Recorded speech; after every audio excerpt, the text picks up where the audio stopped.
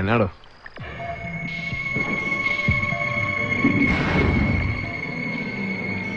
താൻ വേറെ ആരും വിളിക്കണ്ട, ഞാൻ എന്താ വരുന്നു. ആ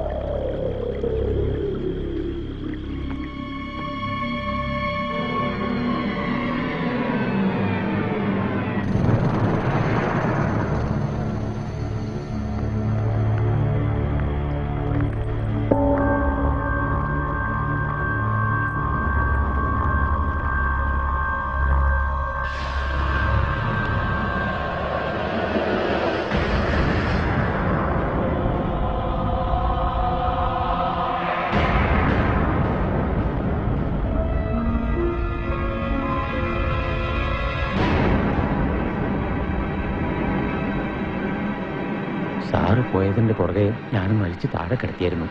അപ്പോഴേ എനിക്കൊരു പന്തികേട് തോന്നിയതാ. നോക്കിയപ്പോൾ ശ്വാസമില്ല. അതാ ഞാൻ ഉടനെ സാറിനെ വിളിച്ചത്.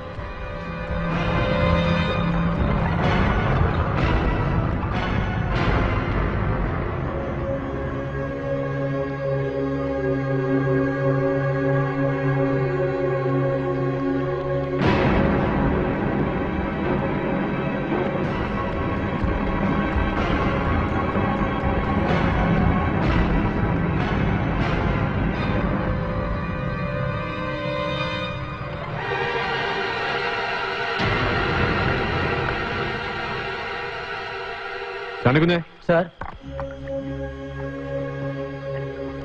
സംഭവിച്ചത് സംഭവിച്ചു.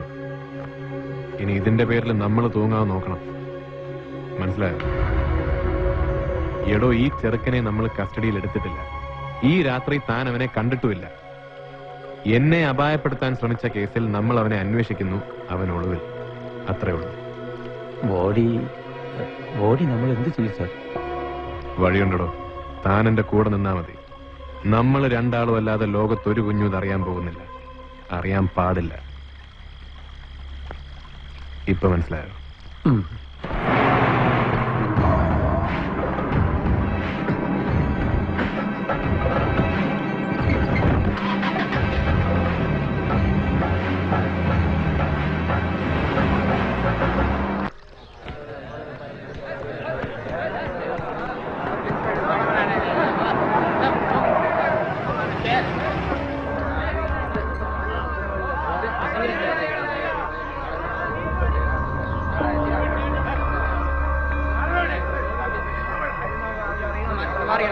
വഴിന്ന് മാറോ.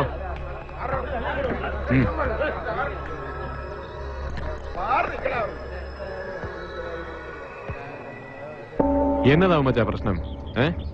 ഇന്നലെ രാത്രി ഇയാൾ കസ്റ്റഡിയിലെടുത്ത എന്റെ അനിയനെ എനിക്ക് വിട്ടുകിട്ടണം. അല്ലെങ്കിൽ താൻ അവനെ കോടതിയിൽ ഹാജരാക്കണം. ജാമ്യം ഞാൻ എടുത്തോളാം. ഓ, അത്രേ ഉള്ള കാര്യം. അവനെ തന്നെയാണോ ഉമ്മച്ച എനിക്കും കിട്ടേണ്ടത്? അവൻ ഒന്നാം പ്രതിയും അവന്റെ കൂട്ടുകാരായ മറ്റു 4 റൗഡികൾ കൂട്ടുപ്രതികളുമായിട്ട് ഈ സ്റ്റേഷനിൽ ഒരു കേസ് രജിസ്റ്റർ ചെയ്തിട്ടുണ്ട്. വെറും കേസല്ല, മർഡർ അറ്റംപ്റ്റ്, വധശ്രമം. അതും സ്ഥലം സബ് ഇൻസ്പെക്ടറെ, അതായത് എന്നെ. അതിനുശേഷം എന്റെ കയ്യിൽ നിന്ന് രക്ഷപ്പെട്ടുപോയ റാസ്കൽസിനെ അന്വേഷിച്ചുകൊണ്ടിരിക്കുകയാണ് ഞങ്ങളും. അവനെ ഞാൻ പൊക്കും. ക്രിമിനൽ കേസ് പ്രതികളെ ഒളിപ്പിച്ചു എന്ന കുറ്റത്തിന് തന്നെ ഞാൻ അകത്താക്കും. കാണണോ അതെനിക്ക്? സോളമ, എന്റെ അനിയന്റെ ജീവൻ കൊണ്ട് താൻ നാടകം കളിക്കില്ലേ? താൻ ഇന്നലെ രാത്രി അവനെ കസ്റ്റഡിയിലെടുക്കുന്ന അവർ കണ്ടിട്ടുണ്ട്, അവന്റെ കൂട്ടുകാർ. സത്യം പറ സോളമ, താൻ അവനെ എന്ത് ചെയ്തു? എവിടെയെങ്കിലും ഒളിപ്പിച്ചിട്ടുണ്ടോ? അതോ കൊന്നുകളഞ്ഞോ? എനിക്ക് പറയാനുള്ളത് ഞാൻ പറഞ്ഞു. അവനെ താനിനി ഏത് പാതാളത്ത് കൊണ്ടുപോയി സൂക്ഷിച്ചാലും ഞങ്ങൾ കണ്ടുപിടിച്ചോളും. തൽക്കാലം താൻ പോ. എല്ലാവരും പിരിഞ്ഞു പോണം. സ്റ്റേഷന് മുമ്പിൽ കൂട്ടം കൊണ്ട് നിൽക്കരുത്. പോണം. സോളമ, ഡെന്നീസിനെ കിട്ടിയില്ലെങ്കിൽ ABS കോർപ്പറേഷൻ കൊണ്ട് ഹൈക്കോടതിയും സുപ്രീം കോടതിയും കയറി ഇറങ്ങണമെന്നും ഉമ്മത്ത് നിൽക്കത്തില്ല. ഞാനൊന്ന് കൈ പൊക്കിയാണ്ടല്ലോ, ഈ കാണുന്ന ജനം തന്നെ കൊണ്ട് പറയിച്ചോളും ഡെന്നീസ് എവിടെയുണ്ടെന്നും.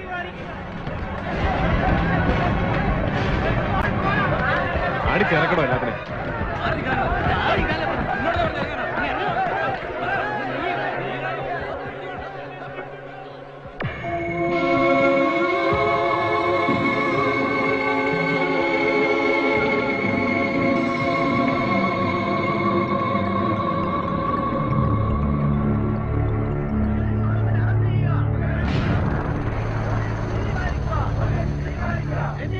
ബഹുജന പ്രക്ഷോഭങ്ങൾക്കും രാഷ്ട്രീയ സമ്മർദ്ദങ്ങൾക്കും ഒടുവിൽ ഒരു പരമ്പരാഗത ഒത്തുതീർപ്പ് ഫോർമുല.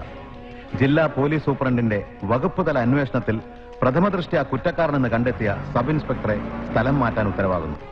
സർവീസിലെ 9ാം വർഷത്തിൽ 14ാമത്തെ സ്ഥലം മാറ്റത്തിനുള്ള ഉത്തരവും തന്റെ മേലധികാരിയിൽ നിന്ന് വിധേയപൂർവ്വം കൈപ്പറ്റുന്നു സബ് ഇൻസ്പെക്ടർ സോളമൻ.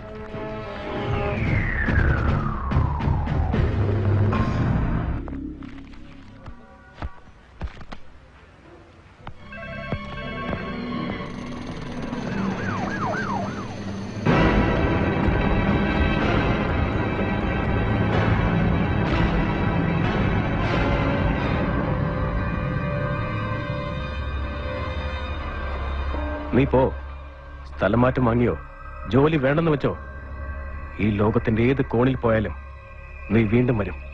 ദാ ഇവിടെ എന്റെ കാൽ കീഴിൽ. കൊന്നു കുഴിച്ചിട്ടാലും കത്തിച്ചാമ്പലാക്കിയാലും നിന്റെ കൈകൊണ്ട് എന്നെ മാന്തിയെടുപ്പിക്കും. എന്റെ ടെന്നീസിന്റെ അവശിഷ്ടമെങ്കിലും. ഓർമ്മ വെച്ചോ, ഉമ്മച്ചനാ പറയുന്നേ. നിന്നെ ഞാൻ വിടില്ലടാ നായിന്റെ മോനെ.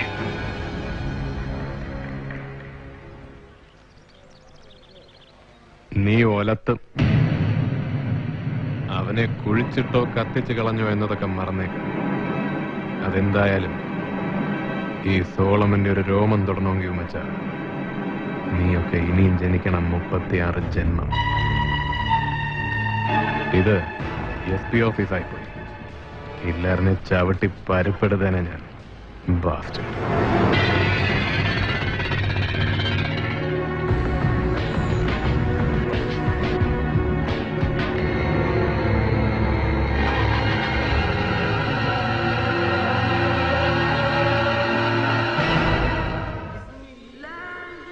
മലയോര മേഖലയുടെ ഹരിതാഭയിൽ നിന്ന് വടക്കേ മലബാറിന്റെ ഊഷരതയിലേക്ക്, കാസർഗോഡ് ജില്ലയിലെ ബദിയടുക്കയിലേക്കായിരുന്നു ഇത്തവണ സോളമന്റെ നിയോഗം.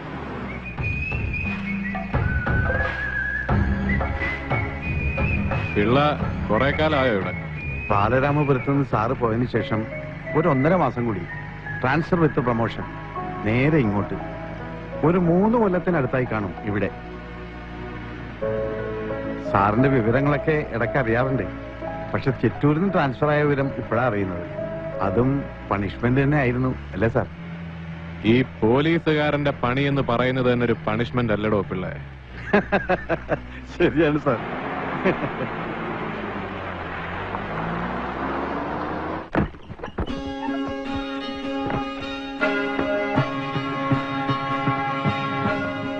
രണ്ട് കൊല്ലമായി കാണും റസാഖ് സാർ ഇവിടുന്ന് പോയിട്ട്. അതിനുശേഷം ആദ്യമായിട്ട് അവർ SI ഇങ്ങോട്ട് പോസ്റ്റ് ചെയ്യുന്നത്. സാറ് വരുന്ന വിവരത്തിന് മെസ്സേജ് കിട്ടിയത് തന്നെ ഇന്നലെ വൈകിട്ടാ. ഇല്ലെങ്കിൽ ഒന്ന് തൂത്തു തുടച്ചൊക്കെ വെക്കാമായിരുന്നു. ക്വാർട്ടേഴ്സിന് എന്നാ പറ്റി? ഇപ്പൊ വീഴും നാളെ വീഴുമെന്ന പരുവത്തില് 5 കൊല്ലമായി കിടക്കുന്നു. അറ്റകുറ്റ പണിക്ക് വേണ്ടി ലെറ്റർ കുറെ അയച്ചു ഡിപ്പാർട്ട്മെന്റിലേക്ക്. എവിടെ? ഒരു കാര്യം ചെയ്യാം, ഞാൻ പോയിട്ട് സദാശിവനെ ഹബീബിനെ ഇങ്ങോട്ട് വിടാം. അവര് തന്നെ ഒന്ന് തൂത്തു തുടച്ച് വൃത്തിയാക്കി തരും. അതിനെന്നാത്തിനാടോ പിള്ളേ പോലീസുകാര്? ഏതേലും 2 ജോലിക്കാരെ വിളിച്ച് ക്ലീൻ ചെയ്യിപ്പിച്ചാ പോരെ? ജോലിക്കാരെ എവിടെ കിട്ടാനാണ് സാർ? ഈ ബദിയെടുക്കാവുന്ന സ്ഥലം കണ്ടാൽ ഉണങ്ങിയും വരണ്ടൊക്കെ ഇരിക്കുമെങ്കിലും ഇതൊരു മിനി ഗൾഫാ. ആണുങ്ങൾ കൂടുതലും ഗൾഫിലാ. ബാക്കിയുള്ളവരൊക്കെ അറക്കൽ അബൂബക്കർ ഹാജിയുടെ ജോലിക്കാരും. ബദിയടക്കയിൽ ഒരു ഈച്ച പറക്കണമെങ്കിൽ അതിന് ഈ അബൂബക്കർ ഹാജി വിചാരിക്കണം. അതാരായി അറക്കൽ? എന്ത് ഹാജി? അബൂബക്കർ ഹാജി. മൂപ്പരി ഏരിയയിലെ ഒരു നാട്ടുരാജാവാണെന്നൊക്കെ വേണമെങ്കിൽ പറയാം. ഒരു 10,000-3000 ഏക്കർ കശുവണ്ടി, പിന്നെ മറ്റു പല ബിസിനസ്സും. ബിസിനസ് എന്ന് പറഞ്ഞ മെയിൻ സ്മഗ്ലിംഗാ.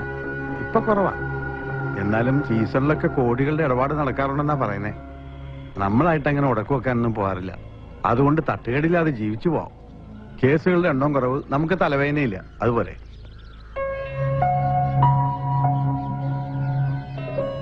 അവിടെ ആരാ താമസം?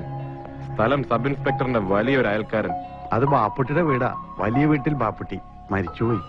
അയാളുടെ ഭാര്യ ഒരു മോളും മാത്രം അവിടെ താമസം. മോള് ഇവിടുത്തെ ഒരു UP സ്കൂളിലെ ടീച്ചറാ. ഇപ്പോഴീ കാണുന്നത് പോലല്ല. ഒരു 10-20 ഫിഷിംഗ് ബോട്ടുകളും കോൾഡ് സ്റ്റോറേജും ഐസ് പ്ലാന്റും ഒക്കെ ആയിട്ട് ബാപ്പുട്ടി ഇവിടുത്തെ ഒരു നാട്ടുപ്രമാണി തന്നെ ആയിരുന്നു ഒരു കാലത്ത്. അന്ന് ഈ അബൂബക്കർ ഹാജി വെറും അബൂബക്കറാ. വലിയ വീട്ടിൽ ബാപ്പുട്ടിയുടെ റൈറ്റ് ഹാൻഡ്. അങ്ങനെ ഇരിക്കുമ്പോഴാ മംഗലാപുരം പുറംകടലിൽ വെച്ച് ബാപ്പൂട്ടിയുടെ ഫിഷിംഗ് ബോട്ടിൽ നിന്ന് 4-4.5 കോടി രൂപയുടെ സ്മഗ്ലിംഗ് ഗുഡ്സ് കസ്റ്റംസുകാർ പിടിക്കുന്നത്. കൊഫെ പോസയിൽ അകത്ത് പോയേണ്ടി വരുമെന്ന് ഉറപ്പായപ്പോ മൂപ്പരൊരു വിവരക്കേട് ചെയ്തു. സർക്കാർ കണ്ടുകെട്ടാതിരിക്കാൻ സ്വത്തല്ല ഈ അബൂബക്കറിന്റെ പേർക്ക് എഴുതി വെച്ചു. ബാപ്പൂട്ടിക്ക് തിരിച്ചു വരുന്നവരെ ഒരു കാവൽ നായെ പോലെ താൻ ഇതൊക്കെ കാത്തു സൂക്ഷിച്ചോളാന്ന് അബൂബക്കർ പറഞ്ഞെന്നാണ് കേൾവി. സംഗതി എന്തായാലും 8-9 കൊല്ലം ജയിലിൽ കിടന്ന് തിരിച്ചു വന്നപ്പോ അബൂബക്കർ മുതല് തിരിച്ചു കൊടുത്തില്ല. കയ്യിലുണ്ടായിരുന്നതൊക്കെ കേസിനും കൂട്ടത്തിനോട്ട് പോയി. ഞാൻ ഇവിടെ വരുന്ന സമയത്ത് മൂപ്പര് തളർന്ന് കിടപ്പില്ല. പിന്നെ കുറച്ചു കഴിഞ്ഞ് മരിച്ചു. ആ ഉമ്മാടെയും മോളുടെ സ്ഥിതി വലിയ കഷ്ട. വീടിപ്പോ ബാങ്കുകാർ ജപ്തി ചെയ്യുന്ന അവസ്ഥയിലാണെന്നാ പറയുന്നത്.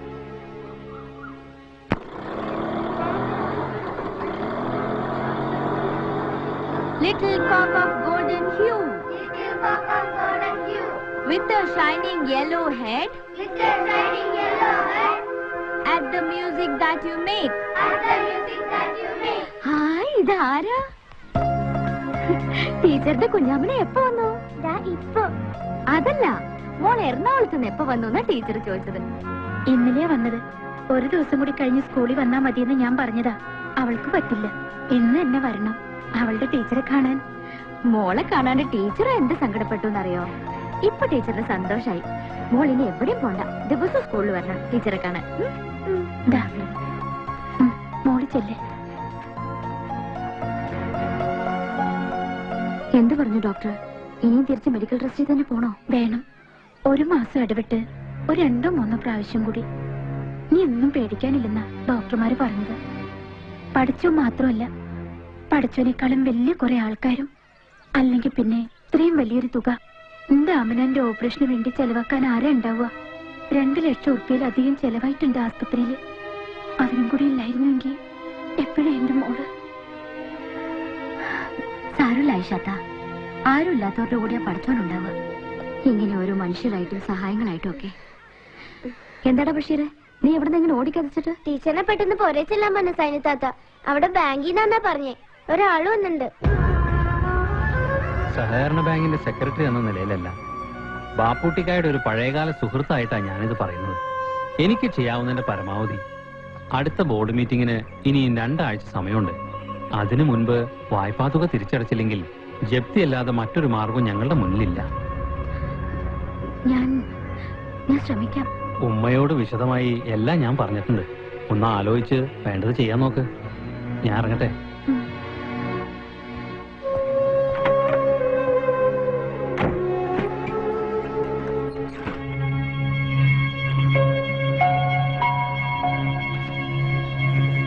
എന്താ ഇപ്പൊ അതിന്റെ ഉള്ളില്? എന്റെ വാപ്പച്ചിന്റെ കുറെ സക്കാത്ത് കണക്കുകളും കാര്യങ്ങളും അല്ലാണ്ടേ. ഞാൻ ഈ ബാങ്കിന്റെ പഴയ പേപ്പറുകളൊക്കെ ഒന്ന് നോക്കിയതാ ഉമ്മ. വാപ്പച്ച അന്നെടുത്ത് 8 ലക്ഷം രൂപയുടെ ലോണാ.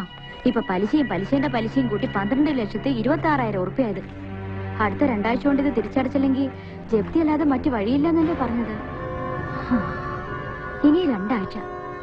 പഠിച്ചോ വിചാരിച്ചാ 2 ആഴ്ച വേണ്ട, 2 മിനിറ്റ് മതിയല്ലോ ഉമ്മ കാര്യങ്ങൾ നേരെയാവാൻ.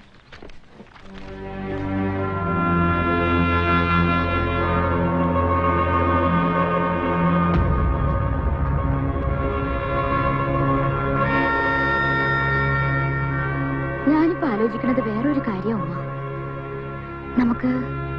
നമുക്ക് അബൂബക്കർ മുതലാളി ഒന്ന് കണ്ടാലോ?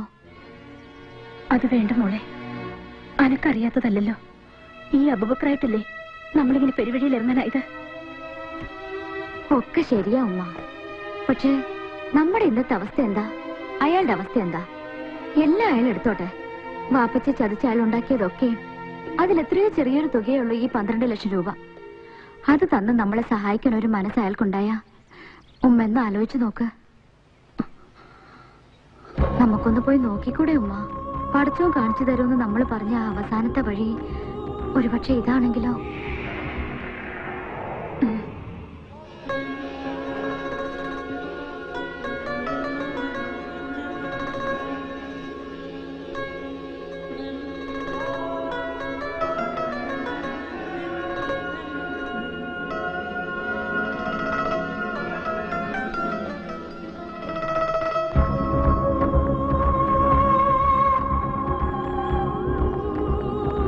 സൈൻതല്ലേ? ആ, അബൂബക്കർ മുതലാളിയില്ലേ ഇവിടെ?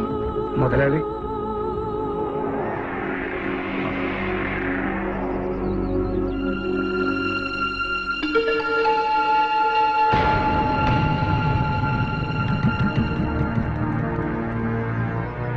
അല്ല ഇതാരാ ഇത്? ഇത്താത്ത എന്താ അവിടെ തന്നെ നിന്ന് കളഞ്ഞത്? കയറി വരി. പുറത്ത് കാത്തു നിൽക്കാൻ മാത്രം ഇത് അന്യന്റെ വീടാ? നദിയ, വാമോളെ. ഒന്ന് കണ്ടിട്ടും മിണ്ടിയിട്ടും കാലം എത്രയായി? വരി.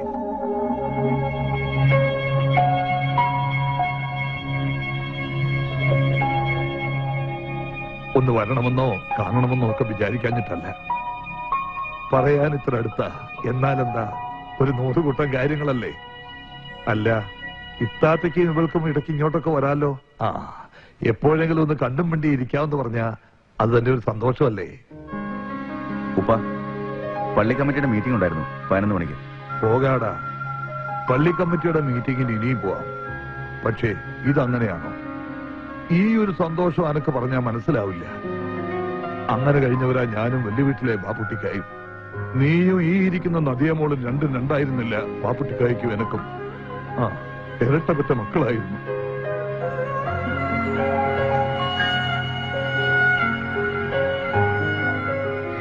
പറയണ്ടാന്ന് ഇവിടെ വന്നപ്പോഴും ഞാൻ ആലോചിച്ചതാ. പക്ഷേ ഇപ്പൊ തോന്നുന്നു പറയാതിരുന്ന അതാവും വലിയ തെറ്റെന്ന്. ബാപ്പച്ചി മരിക്കണതിന് മുൻപും അതിനുശേഷം ഉണ്ടായതൊക്കെ അറിയാലോ. അത് പോട്ടെ. ഇപ്പൊ പക്ഷേ തീരെ നിവൃത്തിയില്ലാത്തോണ്ടാ. ബാങ്കുകാർ ഇന്നലെയും വന്നിരുന്നു. വാപ്പച്ചിയുടെ ചികിത്സയ്ക്കും മറ്റും വേണ്ടി എടുത്ത ലോണാണ്. ഇപ്പോ പലിശയടക്കം 12 ലക്ഷത്തിലധികം രൂപ ഉണ്ടെന്നാ പറഞ്ഞത്. എന്റെ വാപ്പച്ചി മരിച്ചത് ആ വീട്ടിൽ വെച്ചാണ്. ഞാൻ ജനിച്ചു വളർന്ന വീട്. ആ വീട് ജപ്തി ചെയ്ത് പോവാന്ന് പറഞ്ഞ പഴയ കാര്യങ്ങളൊക്കെ പോട്ടെ അബൂബക്കറെ. അബൂബക്കർ പറഞ്ഞ ആ സ്നേഹം ഓർത്തിട്ടെങ്കിലും എന്തെങ്കിലും ചെയ്യണം. പഴയ കാര്യങ്ങളോ? ഏത് പഴയ കാര്യങ്ങൾ? നാട്ടാരങ്ങനെ കഥകൾ പലതും മെനഞ്ഞുണ്ടാക്കിയെന്നുണ്ടാവും. ആ കഥകളൊന്നും ഇപ്പൊ ഇവിടെ വിളമ്പണ്ട. കഷ്ടപ്പാടാണ്, കണ്ണീരാണെന്ന് പറഞ്ഞാൽ അത് മനസ്സിലാവും അറക്കൽ അബൂബക്കർക്ക്. ഇല്ലാത്ത പഴങ്കഥ പറഞ്ഞ് അവകാശം സ്ഥാപിക്കാനാണെങ്കിൽ അതിന്റെ മറുപടി ഇങ്ങനെയല്ല പറയുക. ഇല്ല അബൂബക്കറെ, ഞങ്ങൾ അങ്ങനെ. വേണ്ടുമ്മ, ഞാൻ പറയാം. അബൂബക്കർ മുതലാളി, ഞങ്ങൾ വന്നത് പഴങ്കഥ പറഞ്ഞ് അവകാശം സ്ഥാപിക്കാനല്ല. നിങ്ങളെങ്ങനെ പേടിക്കുന്നുണ്ടാവും. കാരണം ആ പഴങ്കഥ വെറും കഥയല്ല എന്നുള്ള കാര്യം മറ്റാരെക്കാളും അറിയാവുന്നത് നിങ്ങൾക്കാണല്ലോ. എന്നാലും അതിന്റെ പേരിൽ ഒരു അവകാശം ചോദിക്കാൻ വന്നതല്ല ഞാനും എന്റെ ഉമ്മയും. അത് ചോദിക്കാനും സ്ഥാപിക്കാനും ആണെങ്കിൽ അതിനുള്ള വഴി എനിക്കറിയാം. ഞാനത് ചെയ്യും സമയമാകുമ്പോ. ഉമ്മ വാ.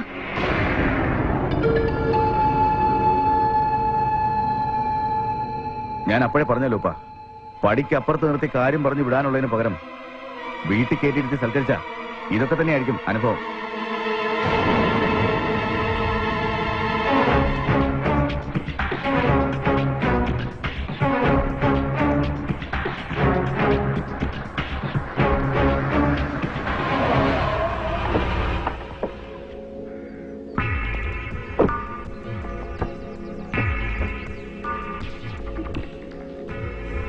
വഴിന്ന് മാറി. ഇല്ലെങ്കിലോ? എടീ, മര്യാദക്കാണെങ്കിൽ ഒരു ജപ്തിയും വേണ്ടിവരില്ല. ഒരു 12 ലക്ഷം രൂപ ഉണ്ടാവാൻ അറക്കൽ അബൂബക്കർ ഹാജിയൊന്നും വേണ്ട. അയാളുടെ മോൻ വിചാരിച്ചാലും മതി. പക്ഷെ അതിന് ആണുങ്ങളെ ആണുങ്ങളായിട്ട് കാണാനുള്ള ഒരു മനസ്സ് നിനക്കുണ്ടാവണം. ആണെന്ന് വഴിയിലൂടെ പോകുന്ന 2 പെണ്ണുങ്ങളെ തടഞ്ഞു നിർത്തി വീരവാദം പറയാൻ ഈ കിങ്കരന്മാരുടെ അകമ്പടിയോടെ വന്ന നീയാണോ ആണ്? അതോ വിശ്വസിച്ച് കൂടെ കൊണ്ട് നടന്നവനെ പോലും ചതിക്കാൻ മടിക്കാത്ത നിന്റെ ബാപ്പ അബൂബക്കർ മുതലാളിയോ? നിനക്ക് കാണണോ? ആണുങ്ങൾ ആരാണെന്ന് നിനക്ക് കാണോടി? വിടടാ അവിടെ. എന്റെ മോടെ കയ്യിൽ നിന്ന് വിടാൻ. ഒരുപാട് ചിലച്ചാലുണ്ടല്ലോ, വെട്ടിയെറിഞ്ഞ് കടപ്പുറത്തെ കാക്കകൾക്ക് എറിഞ്ഞു കൊടുക്കും ഞാൻ. അതോടെ തീരും വലിയ വീട്ടിൽ ബാപ്പുട്ടിയുടെ പരമ്പര.